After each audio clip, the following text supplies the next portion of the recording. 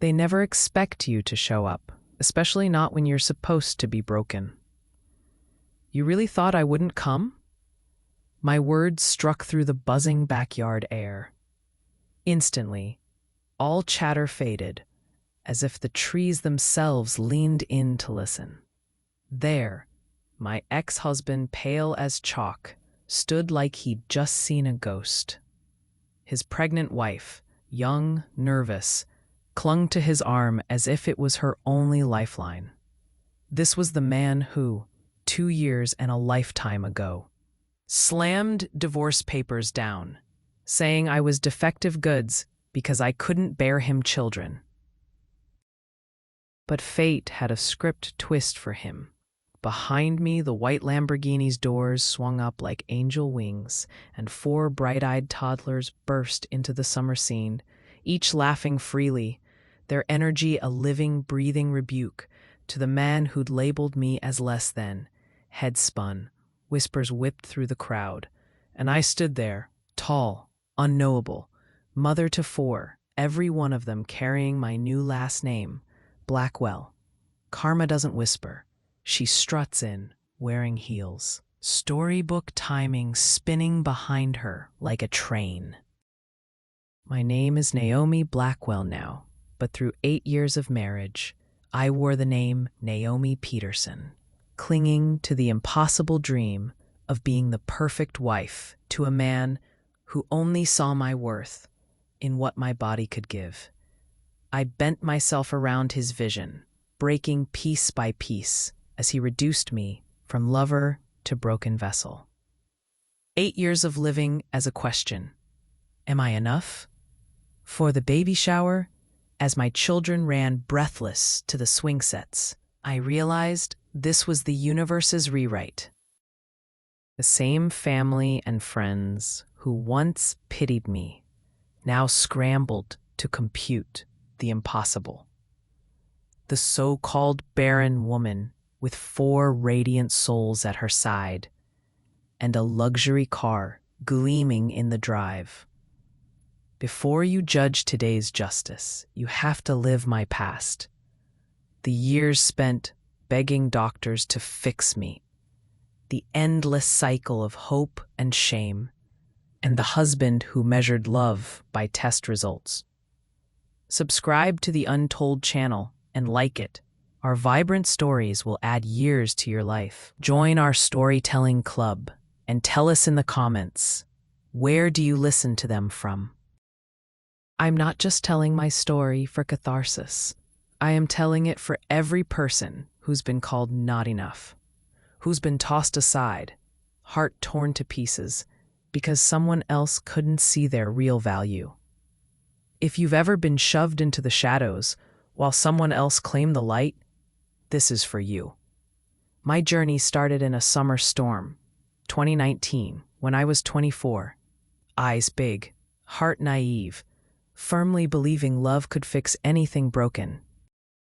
At my cousin's wedding, wearing lavender as maid of honor, a spilled glass of bubbly sparked that famous movie Meet Cute with Derek Peterson, his smile full of finance bro confidence, a future on his tongue, and that effortless charm people mistake for depth. He talked of a big family, and I fell for his fairy tale, believing each romantic gesture meant fate had written my name beside his. What they don't explain is that some fairy tales end up as cautionary tales, especially for women who dare to want more. The first 2 years felt like a magazine montage. Derek, steady job, homeowner, big plans, always talked about the children we'd have. His eyes would light up in baby stores, and his hands would linger on tiny outfits, murmuring promises about our impossibly beautiful kids. He made me feel essential to his happiness, saying things like, "You're the missing piece I never knew I needed." Our beachside wedding, sunset in Mexico, vows to love through sickness and health, joy and pain, felt like the culmination of every childhood fantasy. But fairy tales have fine print. 6 months after the honeymoon, reality crept in. Trying for a baby became a campaign. Derek's questions about my cycle, my diet, my body. At first, it was gentle, helpful, caring even. Then, each failed month painted disappointment on his face, a disappointment seasoned with the questions he never voiced. By our second anniversary, the magic vanished, replaced by ovulation kits, fertility apps, and an intimacy that felt scheduled, mechanical, joyless. Our bedroom became a laboratory, our kisses replaced by medical reminders. Derek stopped touching me except during the window, stopped asking about my day unless it was about a new appointment. Every visit to the doctor chipped away at my confidence. Each test returned normal, but Derek only dug deeper, convinced the flaw was mine. I injected myself with hormones that made me sick, physically and emotionally, while Derek offered no patience, only snappy remarks about how stress is probably why you can't get pregnant.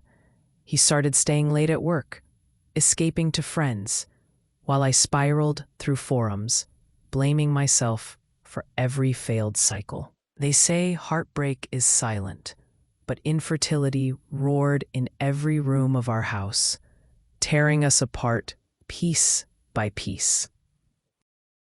It wasn't just my body that felt like a battleground. My whole sense of self was under siege. Derek's love became conditional, doled out in small, cold rations. The once supportive man, who vowed to face life's storms with me, now flinched from my tears and accused me of failing him. Family dinners that once brimmed with laughter grew tense.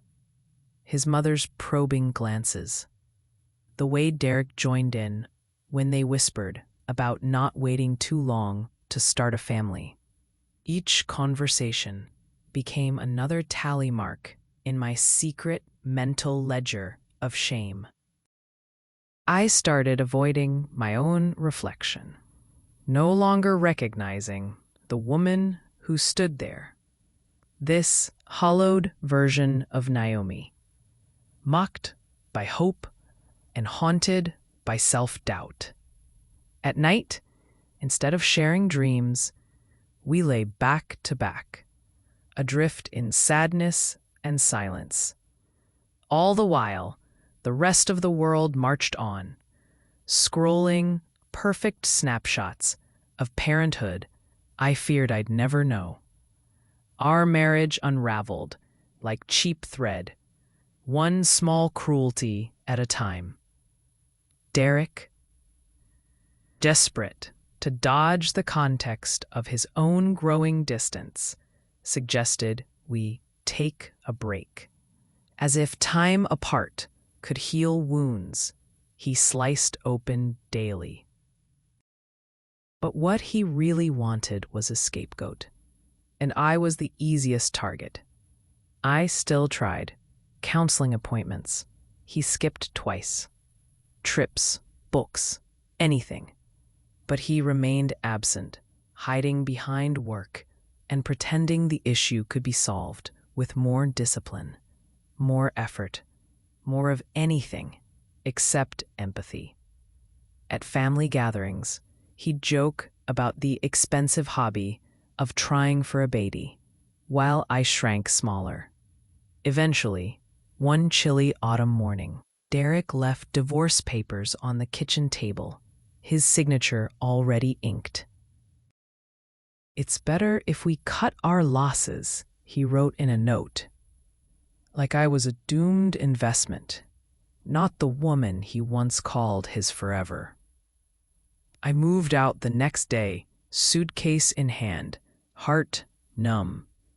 My friends tried to rally, but it felt like my world had collapsed. My dreams of a family erased with the stroke of a pen. Nights were the hardest. the echo of familiar voices haunted my tiny, rented apartment. I cycled through grief, disbelief, anger, and shame. Always shame. But somewhere in those sleepless nights, anger began to spark. Why should I carry all this blame alone? My value wasn't dictated by biology. That fury became fuel. So I started rebuilding, slowly, painfully. I saw a therapist who helped stitch my confidence back together. I made new friends, reconnected with old ones. For the first time in years, I focused on who Naomi was outside of being Derek's wife. I tried out new hobbies, cooked meals for myself, and let go of poisonous guilt I'd worn for too long. Time has a strange way of healing if you let it. As months passed, I reevaluated everything. The idea that family only meant blood, or that motherhood had to happen a certain way. My therapist and newfound support circle showed me there were children everywhere who longed for love, just as fiercely as I did. Adoption, once a quiet, distant dream, began to burn bright. I dove into paperwork, classes, meetings. It was grueling and at times terrifying, but every step forward chipped away at old wounds. I felt alive for the first time since I could remember, fueled not by desperation but by hope. Soon my home was filled with giggles and footsteps, 4 beautiful souls, each arriving with their own story, energy, and laughter, finally calling me Mom. With my children, my sense of purpose returned tenfold. I poured my love and newfound courage into motherhood, reading bedtime stories, patching scraped knees, discovering all the tiny miracles of a household that buzzed with life. At the same time, a career opportunity knocked. Entrepreneurship, the dream I once sacrificed for Derek's plans. I launched my own interior design business, blending creativity with grit. Clients called, projects grew, and before long, I'd bought us a beautiful home, the kind Derek once claimed we couldn't afford alone. My children watched me navigate challenges, and I made sure they saw how hard-won pride shines brightest. Success didn't come overnight. It was built from heartbreak, stubbornness, and a refusal to shrink. For the first time ever, I celebrated Mother's Day with 4 hand-drawn cards and a certainty that all the pain had created something fiercely beautiful. Naomi Blackwell had been broken, but now she led an empire, not in Derek's shadow, but in her own light. Life can surprise you just when you think you've put your past to rest. One morning, a glossy white envelope arrived in my mailbox, an invitation to a lavish baby shower for Derek and his new wife. The note was written in perfect script, signed by old mutual friends. At first, I considered tossing it, but the urge to reclaim my story burned inside me. I remembered every insult, every cold glance, every moment I was made to feel inferior. Now, with my thriving business and 4 incredible children, I had something more powerful than anger. I had closure. I decided to go. Not out of bitterness, but to show myself, once and for all, that I had survived, rebuilt, and triumphed. I chose the perfect dress, a shade of emerald that made my skin glow, and booked the white Lamborghini that had become my declaration of independence. My heart, once shattered, was now armored in strength and pride. The day of the baby shower arrived. Sun blazing overhead, I fastened pearl earrings and brushed my children's hair with gentle fingers, feeling a rush of gratitude for the messy, vibrant life we'd built. As we pulled up to the elegant backyard, chatter faded and heads turned. Sight of the Lamborghini and 4 giggling children tumbling out ignited whispers and a ripple of disbelief among the guests. Derek stood frozen, his arm around his new wife, whose eyes darted anxiously toward us. I felt every stare, every ounce of curiosity and judgment. But this time, I faced it with quiet power. "Hello, everyone," I said, my voice calm and clear. My children circled close, holding my hands. The crowd parted, unsure whether to offer congratulations or to gawk at the woman who had rewritten her own ending. I walked in as myself, no longer embarrassed, not diminished, a mother, a leader, and living proof that I was worth so much more. Inside, the decorations sparkled, but the tension was palpable. Old friends who once avoided me after the divorce now tried to mask their surprise, some offering stiff smiles, others watching with unveiled curiosity. Derek's mother, who had once questioned my worth, glanced at me with wide eyes, unable to reconcile the woman before her with the one she had dismissed. My children quickly charmed the guests, laughter echoing as they played, their happiness undeniable. I caught Derek's gaze, his shock, his regret flickering across his features. That moment held a silent message. I had not just survived, I had flourished. No words needed to be exchanged. The 4 children, mine alive, adored, spoke for me. I looked around and sensed a shift. The pitiful looks had been replaced by stunned admiration. The world that once shrank me now had to reframe its story around the truth I'd created. Towards the end of the party, a few brave guests came up to congratulate me, their voices tinged with awe and respect. "We're so happy for you, Naomi," they said, as if only now recognizing my resilience. Derek's young wife, unsure and nervous, approached amid the gentle storm of celebration. "You have a beautiful family," she murmured quietly. For the first time, I saw her not as the source of my old pain, but as someone with her own struggles, fears, and hopes. I smiled, hoping my story offered her comfort rather than rivalry. She deserved compassion, not the bitterness Derek once showed me. My children thrived on the joy and attention, basking in games and cake. I realized then that healing isn't about proving yourself to others, but about finding peace with your own journey and letting your happiness shine without apology. The sun set in a cascade of gold, lighting up my children's faces. For a moment, Derek approached, his expression a mixture of shame and longing. "You did amazing, Naomi," he whispered, voice low enough that only I could hear. There was no need for an apology. His words spoke volumes. He finally saw me, all of me, far beyond the narrow lens of our marriage. I felt no triumph in his regret, just an affirmation that I had crossed the bridge from my broken past to a radiant present. My family gathered around, their laughter weaving a tapestry of hope. Leaving the party, I felt lighter than ever before.